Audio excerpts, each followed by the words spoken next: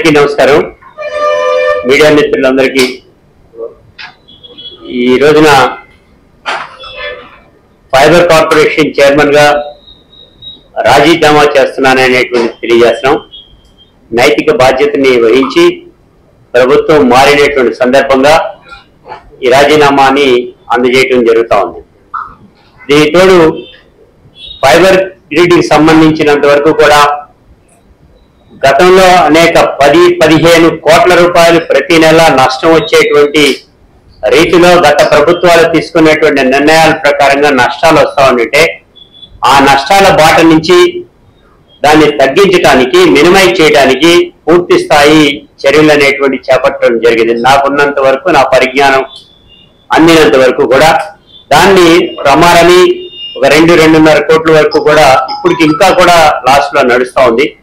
అయినప్పటికీ ఈ fibre grid corporation ని ముందుకు తీసుకెళ్ళాలి, ప్రజలకి ముంగిటికి తీసుకెళ్ళాలి.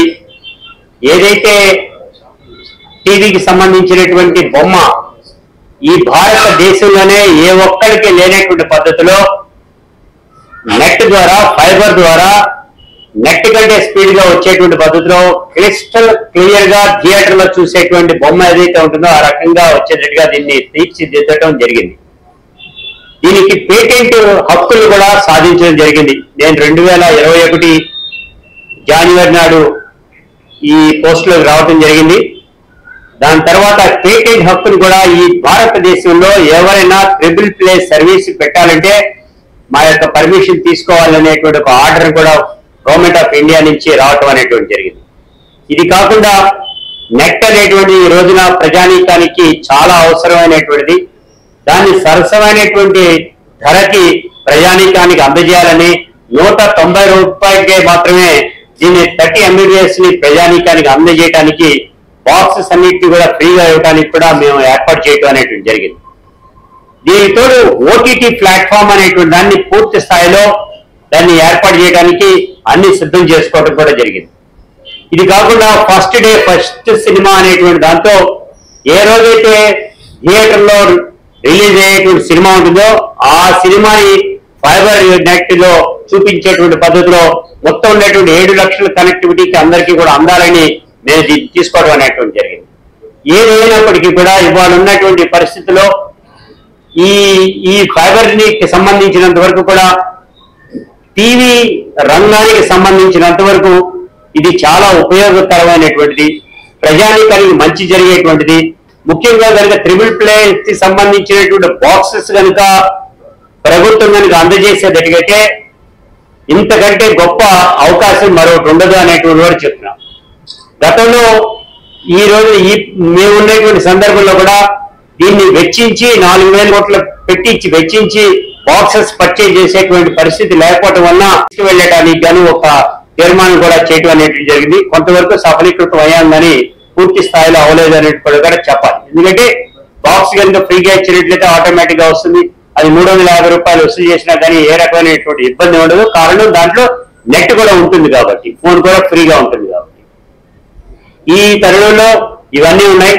ఈ వచ్చినటువంటి ప్రభుత్వం కూడా దీనిని మరింత బలోపేతం చేసి ఈ కార్పొరేషన్ కి మరింత అండగా నిలబడి చేసినట్లయితే ప్రజానీకానికి వినోదాన్ని ఇవ్వటమే కాకుండా ప్రభుత్వానికి ఆదాయ వనరులు సమకూరేటువంటి పద్ధతి కూడా ఉంటుందనేది కూడా ఈ సందర్భంగా కూడా తెలియజేస్తున్నాను. అదే తరహాలో నేను ఈ రోజున ఈ రాజీనామా పత్రాన్ని ఇవ్వటం అనేటువంటి కూడా జరిగింది. నిన్న ఇవ్వటం అనేటువంటి జరిగింది. దీన్ని ఆమోదం కూడా చేయమని కూడా చెప్పుకున్నాం. మొత్తం దానికి సంబంధించినటువంటి ఫైల్స్ అన్ని కూడా హ్యాండ్ ఓవర్ చేసేసి మేమంతా తాళా వేసి వాళ్ళకి అందజేయడం కూడా జరిగిందని కూడా ఈ సందర్భంగా కూడా తెలియజేస్తా ఉన్నాం. ముఖ్యంగా దీనికి సంబంధించినంత వరకు కూడా ఫైబర్ నెట్ కి సంబంధించి భవిష్యత్తులో కూడా మంచి జరగాలి, మంచిగా దీనిపైన శ్రద్ధ వహించితే బాగుంటుంది అనేటువంటిది కూడా ఈ సందర్భంగా కూడా తెలియజేస్తా ఉన్నా. నాతో పాటు మీడియాకి సంబంధించినటువంటిదే ఈ డిపార్ట్మెంట్ కాబట్టి మాతో పాటు కలిసికట్టుగా ఎప్పుడైనా కానీ ఎప్పుడు పిలిచినా మీరందరూ కూడా సహాయ సహకారాలు అందించినటువంటి మీ అందరికి కూడా ధన్యవాదాలు తెలియజేస్తూ, ముఖ్యంగా జగన్మోహన్ రెడ్డి గారు అందించినటువంటి సహకారం చెప్పిన వెంటనే అన్నిటి కూడా ఫలానాది చేస్తామని అంటే ప్రతి దానిలో కూడా దానికి నో అని చెప్పకుండా ఆయన అన్ని కూడా చేయడం అనేది జరిగింది. ఆర్థిక పరమైనటువంటి ఇబ్బందులు ఒకటే తప్ప ప్రతిమ అన్నింటినీ కూడా యాక్సెప్ట్ చేసుకుంటూ రావడం జరిగింది. చివరిలో కూడా దీనికి సంబంధించినంత వరకు కూడా ఏదైనా అవసరాలు ఉన్నట్లయితే దాని అవసరాలకు అనుగుణంగా తీసుకోమని సీసీ కెమెరాలు ఇంకోటి చెప్పడం మర్చిపోయినా, ఈ రాష్ట్రంలో ఏ కోడల్లో ఏవి జరిగినప్పటికీ కూడా వాటన్నిటిని కూడా నిఘా సంస్థలాగా ఈ సీసీ కెమెరాలని ఏర్పాటు చేసి ఆ సంస్థలు కూడా మనకి ఇవ్వటం వలన 7,000 కోట్ల రూపాయల పైచిలకు ఆస్తులు ఈ సంస్థకి దక్కినాయి అనేటువంటి కూడా చెప్పాలి. దీని నాకు తెలిసినంత మటుకు 14,000 పైచిలకు ఈ కెమెరాస్ అన్నింటినీ కూడా ఆల్రెడీ రన్నింగ్ లో ఉన్నాయి. దీనికి తోడు ప్రతి కలెక్టర్ ఆఫీస్ లో కూడా ఈ మానిటరింగ్ సిస్టమ్ అనేటువంటిది దానికి ఒక రూమ్ అవుతుంది, ఒక బిల్డింగ్ కూడా తయారు చేయడం అనేది జరుగుతూ ఉంది. ఆల్రెడీ కొన్ని చోట్లనే కొన్ని తయారు చేయడం జరుగుతుంది. వీటిల్లో ఎక్కడ ఏ ప్రాంతంలో ఏది జరిగినప్పటికీ కూడా ఆ నిఘా సంస్థ అక్కడ కనుక పోలీస్ డిపార్ట్మెంట్ తో అనుసంధానమై దాన్ని పూర్తి స్థాయిలో వినియోగించుకోవడానికి కూడా ఉపయోగపడేటువంటి పద్ధతిలో దీన్ని తీసుకోవడం అనేది కూడా జరిగిందని కూడా చెప్తున్నాం. ఆ అడ్రసబుల్ సిస్టమ్ అనేటువంటిది ఓన్లీ ఏపీ ఫైబర్ లో ఉంటుంది. ఏ ఒక్క మనిషి అయినా ఈ సపోజ్ ఈ ఛానల్స్ అన్నింటినీ కూడా ఎంతమంది మనుషులు ఏ రకంగా ఎంతసేపు చూస్తున్నారు అనేటువంటి చెప్పగలిగినటువంటి ఏకైక సంస్థ ఏపీఎస్ఎఫ్ఎల్ అని కూడా తెలియజేస్తున్నాం. ఇప్పుడు రేటింగ్లు ఇస్తా ఉంటారు మీ అందరికీ, పలానా ఛానల్ కి ఇంత రేటింగ్ వచ్చిందని. అలా ఈ 7 లక్షల మంది కనెక్టివిటీకి సంబంధించి ఎంతమంది చూస్తున్నారు, ఏ టీవీని ఎంతసేపు చూస్తున్నారు, ఎన్ని గంటల పాటు చూస్తున్నారు అనేటువంటి కూడా ఆ క్యాలిక్యులేషన్ కూడా అందరూ అందించినటువంటి సహాయ సహకారాలు అన్నిటికీ కూడా మరోసారి ధన్యవాదాలు తెలియజేస్తాం. గతంలో ఎండి గారు ఇచ్చినటువంటి కంప్లైంట్ బేస్ చేసుకుని ఎఫ్ఐఆర్ కంప్లైంట్ చేయడం అనేటువంటి జరిగింది. ఇప్పుడు ఇదేమన్నా కనుక ఇప్పుడేమన్నా జరిగినటువంటి వాటిల్లో ఆఫీస్ లో ఫైల్స్ ఏమన్నా గందరగోళం అవుతాయని ముందు జాగ్రత్త చర్యగా గవర్నర్ గారి ఆదేశాల ప్రకారంగా పోలీస్ డిపార్ట్మెంట్ వచ్చిందనేటువంటి చెప్పడం కూడా జరిగింది.